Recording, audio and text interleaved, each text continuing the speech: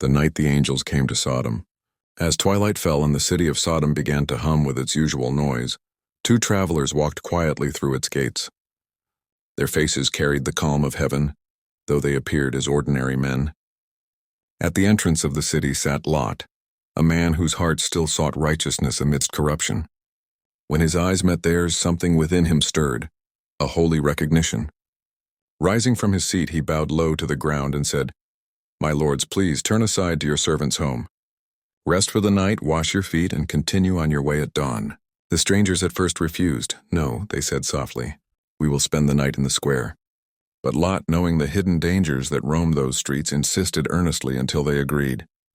In his modest home, he prepared a simple meal, bread without yeast, baked quickly and served with care.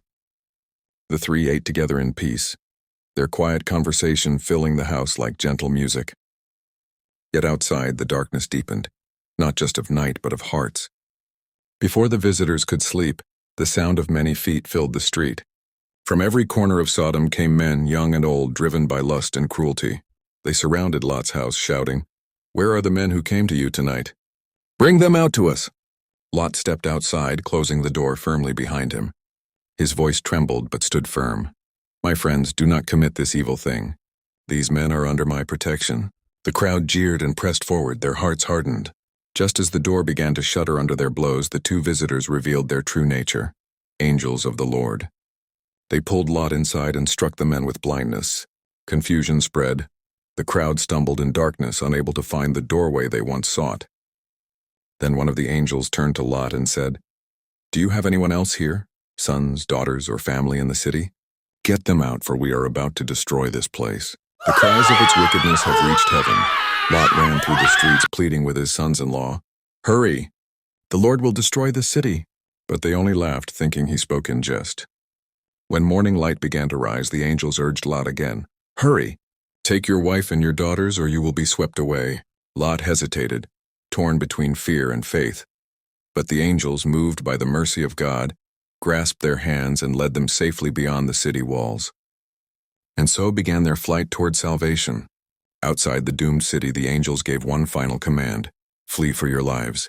Do not look back, do not stop in the plain. Escape to the mountains, or you will be destroyed." But Lot, weary and frightened, pleaded, "My lords, please, I cannot make it to the mountains. Let me flee to that small town nearby, Zor, and my life will be spared." The angels nodded with compassion. "Very well," they said, "flee there quickly. We will not destroy it until you arrive." Lot and his family ran as dawn broke. Behind them, the heavens opened. Fire and burning sulfur rained down from above. The once proud cities of Sodom and Gomorrah vanished beneath the smoke of judgment. And then, in one tragic moment, Lot's wife looked back, her heart still tied to what she left behind. The command of heaven was broken, and she became a pillar of salt frozen forever between memory and deliverance. Lot and his daughters pressed on, hearts heavy with loss, until they reached Zoar. But even there, fear lingered, fear of the judgment they had escaped. So they left Zor and climbed into the quiet mountains, seeking peace in a lonely cave. There, isolated from the world, Lot's daughters faced despair and confusion. Believing humanity had perished, they sought to preserve their family line. Through a tragic misunderstanding and the weakness of wine, both bore sons, Moab and Ben-Ami, ancestors of future nations. And though darkness marked their story, the light of mercy still glowed. For even in judgment, God remembered his promise to Abraham. From the ashes of Sodom rose a truth that would echo through generations. God's mercy can find you even in the deepest valley, and his light will guide you, if only you do not look back.